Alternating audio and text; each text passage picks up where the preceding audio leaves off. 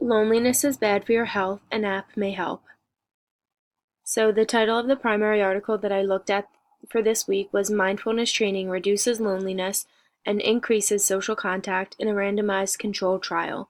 And the article begins by explaining how loneliness and social isolation are public health concerns and how previously there has been little evidence of effective treatment that would help to increase social contact while reducing the amount of loneliness that a person feels. However, recent research suggests that mindfulness interventions, which can be described as a kind of meditation, might lead to an increase in social contact and therefore a decrease in isolation and loneliness. According to the article, there are a few components to mindfulness interventions, specifically that monitoring present moment experiences with an orientation of acceptance may have an impact on the way that people interact with others. The researchers at Carnegie Mellon that conducted this research believed that removing acceptance skills training from the mindfulness intervention would result in a loss of benefits from the therapy. The goal of the study was to find a behavioral therapy to target and improve social contact.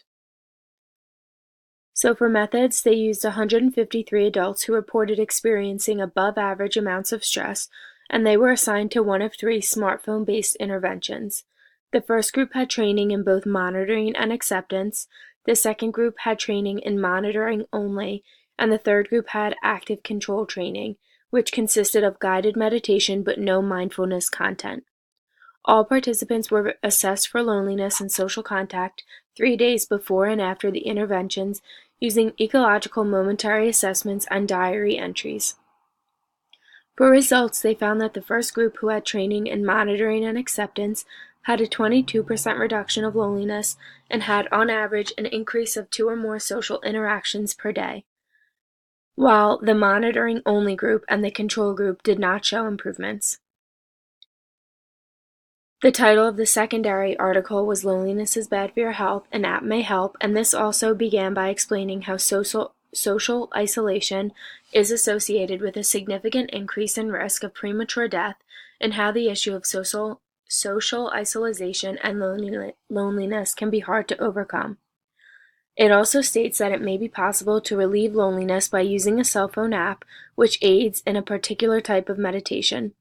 I thought that both of these points in the secondary article summed up the introduction of the primary article and were clear and easy to understand. As a secondary article, which I found from the New York Times, as it got into the methods, it concisely described how the participants were all reported to have experienced above average stress levels and how they were assessed 3 days before and after they were assigned to one of the three conditions. The three conditions were described as a control group, which were given generalized strategies for coping with stress, and the second group, which was taught mindfulness through paying attention to the present moment and sensations, and the third group, which focused on attentiveness. The results did not include numbers or percentages, but just stated that the participants in the third group were measurably more social and reported a decline in the feeling of loneliness.